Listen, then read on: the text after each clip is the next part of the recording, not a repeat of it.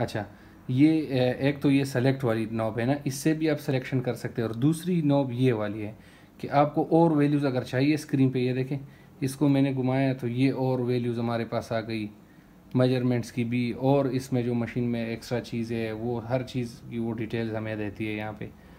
तो ये मेन्यू आप यहाँ से चेंज कर सकते हैं। फ़र्ज़ कर रहे हैं अगर आप इस सेलेक्ट वाले से नहीं करना चाहते तो आप यहाँ से सीधा ये बटन्स, ये जो सारे बटन्स है, ये 6 बटन्स है ना, तो according to every measurement value ये बटन आप फ़र्ज़ करें बीपीडी सेलेक्ट करना चाहते तो बीपीडी कौन से नंबर पे है, अभी ये 2 नंबर पे है, तो ये दूसरी बटन हम सेलेक्ट करेंगे। अच्छा, एक बीपीडी है, इसके नीचे एएफआई है, तो फिर ये एग्जैक्टली बीपीडी आप कैसे सेलेक्ट करेंगे?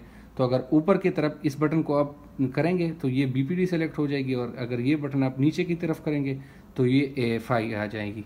लेकिन अगर आपने इन्हीं बटन से सिलेक्शन करनी है तो फिर फर्स्ट चीज़ ये आप याद रखिएगा कि आप अपनी वो रेफरेंस पॉइंट पहले से ये कर्सर उस जगह तक ले जाए। फ़र्ज़ कर ले ये मेरा रेफरेंस पॉइंट है और मैं बीपीडी लेना चाहता हूँ, तो फिर जब मैंने ये कर्सर के थ्रू ये अपना ये कर्सर रेफरेंस पॉइंट पे मैं ले गया, फिर मैं बीपीडी दबा देता हूँ। तो अब जैसे ही मैं ये ड्रैग करूँगा, ये देखें, और फिर सेट करूँगा तो ये मुझे वैल्यू दे देगा, बीपीडी की वैल्यू भी दे दी और उस हिसाब से मुझे ईडीडी भी इसने दे दी। अच्छा, अब अगर आप चाहते हैं कि हम प्रिंट दे दें, फ़र्ज़ कर ले आपने यहाँ पे स्कैनिंग अच्छी तरह से की है तो आप प्रिंट देना चाहते हैं किसी को, तो ये आप देख ले, यहाँ पे ढेर सारे बटन्स हैं, P1 P2, P1 से लेकर P13 तक ये सारे बटन्स हैं, P1 से लेकर P13 तक। तो ये आपने थोड़ा सा याद रखना है कि P1 पे आपका प्रिंट का बटन सेट है। जब मैं P1 मैंने प्रेस किया, इमेज फ्रीज है, P1 मैंने प्रेस किया तो ये मुझे अभी प्रिंट दे देगा। ये अभी आप देख सकते हैं, पेपर ख़त्म हो गए, चले और रोल डाल देते हैं फिर इसमें। अच्छा, ये वो रोल ख़त्म हो गया था तो मैंने प्रिंटर में दूसरा रोल डाला है। ये देखें, मैं आपको बता रहा था कि ये P1 बटन जो है ये आपके प्रिंट के लिए। P1 जब मैंने प्रेस किया तो मशीन ने बीप की साउंड दी और अभी ये प्रिंट भी दे देगा। ये भी आप देख सकते हैं, इसने प्रिंट भी दे दिया। अच्छा, इसके अलावा अगर कोई और वैल्यू आपने सेलेक्ट करना, फ़र्ज़ कर ले ये AC HC ठीक हो गया, तो ये HC अब 1 2 3 4 5 नंबर पे अभी ये AC आ रहा है ना, तो AC को आपने कैसे सेलेक्ट करना है? ये वाला बटन 5 नंबर पे है, तो ये मैंने ऊपर की तरफ जब प्रेस किया तो ये देखें, फर्स्ट तो मैंने आपको बताया कि कर्सर आपने जहाँ तक रेफरेंस पॉइंट है फर्स्ट आपने कर्सर उधर रखना है और फिर AC मैंने प्रेस करना है, लेकिन मैं आपको वैसे ही दिखा रहा हूँ। ये मैं यहाँ पे रख दिया, सेट मैंने प्रेस किया तो ये खुद ही, चूँकि AC है एब्डोमिनल सरकमफेरेंस, तो वो पूरा वो सर्कल आ गया है।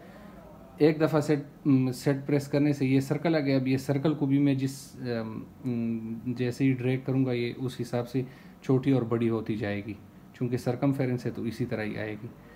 तो फ़र्ज़ करें ये मैंने कह दिया कि बस अब ये काफ़ी है, इसका मुझे AC चाहिए, सेट मैंने प्रेस किया तो ये AC मुझे ये मशीन ने आउटपुट दे दिया और AC के हिसाब से फिर इन्होंने मुझे EDD दे दी। अब फ़र्ज़ करें आपने BPD CRL FL मुख्तलिफ़ वैल्यूज़ आपने लिए हैं, अब आप चाहते हैं कि एवरेज EDD हमें मिले, तो वो आपको यहाँ वर्कशीट से मिलेगी।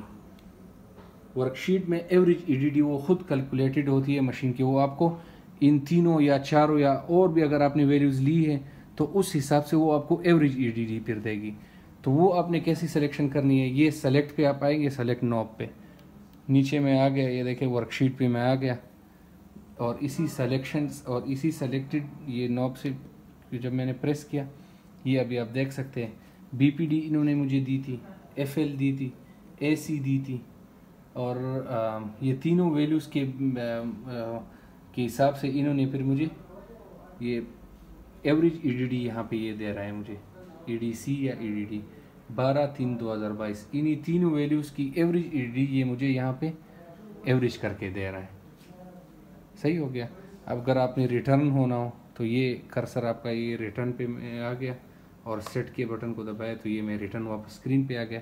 अगर आप चाहते हैं कि मैंने और वैल्यूज़ लेनी है और मुझे ये स्क्रीन साफ़ हो जाए तो इसके लिए आपने ये नॉब मैंने घुमाया तो और वैल्यू वो और चीज़ें आ गई ऑप्शंस, जिसमें एक क्लियर वाला ऑप्शन भी यहाँ पे शो हो रहा है। तो वो क्लियर मैंने एक वैल्यू क्लियर हो गई एसी वाली। और या अगर चूँकि हमने इससे पहले भी और लिए तो ये स्केप से में ये वैल्यू स्क्रीन से हट गई। अब फ़र्ज़ करें मैं और वैल्यूज़ लेना चाहता हूँ तो वही इमेज फ्रीज़ है, कैलिपर दबाया तो ये सारे वो शीट आ गया है जिसमें डिफरेंट वैल्यूज़ मैं ले सकता हूँ। जीएस है, हर चीज़ है। ये नॉब आप घुमाएंगे तो आप देखेंगे कि कितनी वैल्यूज़ इसमें पड़ी है। जो भी आपने फिर सेलेक्ट करनी हो तो सिलेक्शन का तरीका मैंने आपको बता दिया है, उसी तरीके से होगी। अब दूसरी चीज़, P1 के अलावा ये P2 बटन है। जब P2 पे मैंने प्रेस किया आप देख सकते हैं कि प्रोब ऑटोमेटिकली चेंज हो गई। और कौन सा प्रीसेट सेलेक्ट है? OB वाला प्रीसेट सेलेक्ट है। तो प्रीसेट चेंज कैसे करेंगे वो मैंने आपको पहले ही बता दिया। एग्जाम पे आप आएंगे, ये प्रोब सेलेक्ट है और गायनी पे आपने क्लिक कर दिया तो ये अभी प्रोब सेलेक्ट है और गायनी पे आ गया, प्रीसेट गायनी हो गया। अगर फ़र्ज़ करें आप डायरेक्टली कहते हैं कि मुझे डायरेक्टली प्रोब चेंज हो तो ये P2 बटन उसके लिए है। P2 पे जब मैंने दोबारा प्रेस किया ये देखे प्रोब चेंज हो गई, कन्वेक्स प्रोब आ गई और साथ ही प्रीसेट भी OB वाला है। फ़र्ज़ करें अगर आप चाहते हैं कि कन्वेक्स पे अब मैं एब्डोमिनल या जनरल स्कैनिंग करना चाहते हैं तो एग्ज़ाम पे फिर जाएंगे, एग्ज़ाम वाली बटन पे, और फिर चूँकि ये वाली प्रोब सेलेक्ट है कन्वेक्स तो नीचे अगर आपने गायनी करनी हो या एब्डोमिनल करनी हो तो उस पे आएंगे और सेलेक्ट करेंगे तो ये आपको सेलेक्टेड आ जाएगी। अब इसके अलावा एक और वीडियो पे हम बात करेंगे मूड्स पे, डिफरेंट मूड्स पे। अच्छा, ये तकरीबन कुछ जो अहम चीज़ें थी वो तो हो गई। अब मूड्स मैं आपको दिखाता हूँ कि मशीन में कौन कौन सी मूड्स अवेलेबल हैं। ये आप ये बटन्स देखेंगे तो ये आप देख सकते हैं ये 2D मूड है जो कि सिंपल ग्रे स्केल मूड है। ये M मूड है, ये अभी आप देख सकते हैं 2D, और ये साइड पे ये M आ गया है। सही है। एक दफ़ा मैंने प्रेस किया, ये देखें एक दफ़ा प्रेस किया, दूसरी दफ़ा जब मैंने प्रेस किया तो ये आ गया M मूड हमारे पास। फिर 2D पे मैं आ गया। ये आपकी डेप्थ और जूम है, ये आप देख सकते हैं डाई को। ये नॉब जैसे ही आप घुमाएंगे तो ये डेप्थ जूम वाला बटन ये है। ये अभी जूम आ गया है, कौन सी जगह आपने जूम करनी है तो ये कर्सर उधर ले जाए और प्रेस करें। अभी चूँकि स्कैनिंग हम नहीं कर रहे तो ब्लैक स्क्रीन आ रही है ना, वापस ये बटन दबाए तो वो जूम आउट हो जाती है। और सिर्फ ऐसी ही आपने सिर्फ घुमाना हो तो ये आपकी डेप्थ कम ज़्यादा होती है। सही है, इससे आपकी डेप्थ कम ज़्यादा होती है। अगर आप चाहते हैं कि जूम करें कोई जगह तो इसको आप ऊपर की जानिब से प्रेस करेंगे तो ये रीजन ऑफ इंटरेस्ट आ गया। जिधर भी आप ले जाना चाहते हैं, जो जगह आप जूम करना चाहते हैं उधर आप ले गए और फिर दोबारा इस पर प्रेस किया तो वो जगह आपको जूम आएगी। फिर चूँकि अभी हम स्कैनिंग नहीं कर रहे तो इस वजह से वो ब्लैक आ रही है। अच्छा, फिर आते दोबारा 2D मोड पे में आ गए। अभी आप यहाँ पे देख ले, ये वाली छोटी सी बटन है जो नीचे लेबल्स है, सारे हर एक बटन के नीचे लेबल लगे हुए हैं। वीडियो में अगर साफ़ नहीं दिख रही तो आप वैसे देखेंगे तो ये सारी हर बटन के नीचे ये लेबल लगे हुए हैं। ये पावर है, इसका मतलब है जब आप इस बटन पे प्रेस करेंगे तो ये पावर डॉपलर है। चूँकि अभी स्कैनिंग नहीं हो रही इस तरह, तो हो सकता है वो दूसरी वीडियोस में हमने दिखाई भी हो ये पावर डॉपलर, जो हमने वो रिजोल्यूशन वाली वीडियोस की है उसमें हमने शायद दिखाया भी है। ये मैं वैसे ही अभी प्रेस कर रहा हूँ तो आप देख सकते हैं ये पावर डॉपलर है इसकी। दूसरी जो है, दोबारा मैं इस हर बटन को जब आप एक दफ़ा प्रेस करेंगे उससे वो एक्टिवेट हो जाती है, और अगर आप डीएक्टिवेट करना चाहते हैं तो उसी बटन से ये डीएक्टिवेट भी होती है दोबारा जब आप प्रेस करेंगे। अभी ये वाली बटन आप देखें, ये कलर फ्लो है, C नीचे लिखा हुआ है, इसको मैंने प्रेस किया तो ये आ गया, ये कलर फ्लो है, ये मूड अभी कलर फ्लो मूड आ गया है इसका। सही है। दोबारा मैं इसको प्रेस करता हूँ तो सीधा सिर्फ वो बेसिक मूड आ जाती है। ये वाली बटन आप देख लें तो ये डॉपलर है, मैंने इस पर प्रेस किया, ठीक हो गया, कर्सर जिधर भी मैं मूव करना चाहता हूँ मैं उधर ले गया। और यहाँ नीचे देख ले अपडेट बटन, अपडेट बटन पे जब प्रेस करते हैं तो ये आपकी वो डॉपलर आ जाती है, ये आप देख सकते हैं। सही है, ये आपका डॉपलर है। फिर हम बेसिक मूड पे आ गए। तो एक चीज़ एक्स्ट्रा और भी याद रख ले जहन में कि अगर कोई मूड आप सेलेक्ट करते हैं, फ़र्ज़ करें एम मूड मैंने सेलेक्ट किया, अपडेट पे मैं आऊँगा तो ये खुद ही फिर वही मूड आ जाएगा। यानी कि अगर आपने 2 दफ़ा प्रेस करना है तो आ जाएगा, अगर आप 2 दफ़ा प्रेस नहीं करना चाहते, अब देखें एम मूड और यहाँ से अपडेट या नेक्स्ट वाली बटन है, ये दिखाएं, ये देखें अपडेट और नेक्स्ट वाली बटन, तो इसको आप दोबारा प्रेस करेंगे तो वो मूड आ जाएगा। फ़र्ज़ करें फिर मैं बेसिक पे आ गया, मैं कलर फ्लो पे आ गया, अगर दोबारा मैं प्रेस कर डॉपलर पे आ गया, इसको मैं जब दोबारा प्रेस करूँगा तो ये डॉपलर आएगा। अगर आप दोबारा प्रेस नहीं करना चाहते तो आप सिंपल यही करें कि डॉपलर में जब आपने सेलेक्ट किया, ये कर्सर आ गया डॉपलर का, तो आप अपडेट बटन पे प्रेस कर देते हो, ये भी आ जाता है। ये वैसे ही एक्स्ट्रा एक फंक्शनैलिटी है। अच्छा, और दूसरी चीज़ ये कि P1 आपकी प्रिंटर का बटन है, P2 प्रोब चेंज का बटन है, डायरेक्ट जो प्रोब चेंज होता है उससे। बाकी आप सोच रहे होंगे कि ये P3, P4, ये P13 तक ये बटन किस चीज़ के लिए, तो ये सारे कस्टमाइजेबल बटन्स हैं।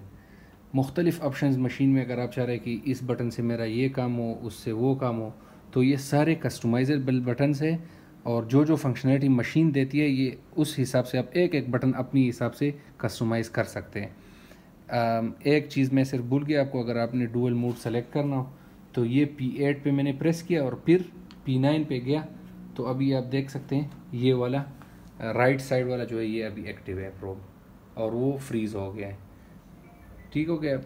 फिर से मैं आपको दिखा देता हूँ, P8 पे आपने प्रेस किया, स्क्रीन ये देखें, P8 पे जब मैंने प्रेस किया तो ये एक स्क्रीन आ गया है। अब मैं चाहता हूँ कि राइट पे, ये अभी वर्किंग में है, देखें, ये देखें, मैं सिर्फ ये उंगली मार रहा हूँ प्रोब पे तो ये वर्किंग में। अभी आप चाहते हैं कि ये फ्रीज़ हो जाए और नेक्स्ट मुझे वो स्क्रीन आए, तो दोबारा मैंने जब इस पे ये P9 पे प्रेस किया तो ये अभी ये वाला फ्रीज़ हो गया है ऑटोमेटिकली, और दूसरा ये राइट साइड वाला ये चल रहा है। तो ये P8 और P9 आप याद रखिएगा, ये डुअल मोड के लिए है। सही है। अच्छा, फिर इसके अलावा जो भी ये बटन्स है ये सारे ये मुख्तलिफ़ फंक्शंस के लिए यूज़ होते हैं। और सबसे इम्पॉर्टेंट बात जो करनी थी आपसे तो वो ये है कि अगर आपका न्यू पेशेंट आता है तो अगर आपने उनको आईडी देनी है या नेम से सेव करना है तो ये वाला बटन है, देखें, न्यू पेशेंट वाला बटन। इस पे जब आप आते हैं तो पूरा वो हिस्ट्री आपसे मांगती है कि पेशेंट की आईडी दे दे, पेशेंट नेम दे दे, डेट ऑफ बर्थ, वो सारी चीज़ें। ठीक हो गया।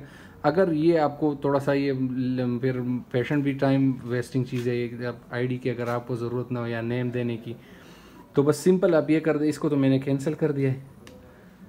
अभी अगर आप दूसरा इस्केप के बटन से, अगर आपको याद हो तो हमने वैल्यूज़ डिलीट की थी स्क्रीन से, लेकिन रिपोर्ट्स में वो वैल्यूज़ अभी भी पड़ी हुई है। तो अगर आप समझ रहे हैं कि हम नेक्स्ट पेशेंट इस पे अब करेंगे तो वो डेटा नहीं आएगा, तो ये गलत है, वही डेटा आएगा, क्योंकि नेक्स्ट पेशेंट अभी आपने सेलेक्ट नहीं किया। आप नेक्स्ट पेशेंट कैसे सेलेक्ट करेंगे? एक तो मैंने आपको तरीका बताया न्यू पेशेंट से। ठीक हो गया। अगर आप चाहते हैं कि अगर आपको नहीं पता कि वो डेटा गया है कि नहीं, तो फ़र्ज़ करें मैं आपको मिसाल के तौर पर ये मैंने फ्रीज़ किया, कैलिपर पे मैं आ गया, प्रेस किया मैंने। अभी मैं देखना चाहता हूँ कि मेरे पास मशीन में पिछले कोई पेशेंट की डेटा पड़ी हुई है कि नहीं। तो ये आप देख सकते हैं, मैं अभी सर्च कर रहा हूँ, चूँकि ये अभी मैं एब्डोमिन पे हूँ तो वो वर्कशीट और वो सारी चीज़ें मुझे नहीं आ रही ना। तो इससे सबसे पहले मैं एग्ज़ाम चेंज करूँगा OB पे। OB पे मैं आ गया और यहाँ से अब देख लें OB पे अभी ये मशीन आ गई है। मैंने फ्रीज़ किया इमेज को, कैलिपर दबाया, ये देखें मैं वर्कशीट पे आना चाहता हूँ, तो सेलेक्ट वाली नॉब से मैं नीचे ये वर्कशीट पे आऊँगा और मैं देखूँगा कि मेरे पास कोई पुरानी पेशेंट का डेटा तो नहीं पड़ा हो। तो देखिए वो पुराने पेशेंट का डेटा ही हमारे पास पड़ा हुआ है। तो बेहतर यही है कि यहाँ से मैं रिटर्न हो गया, तो बेहतर यही है कि जब आप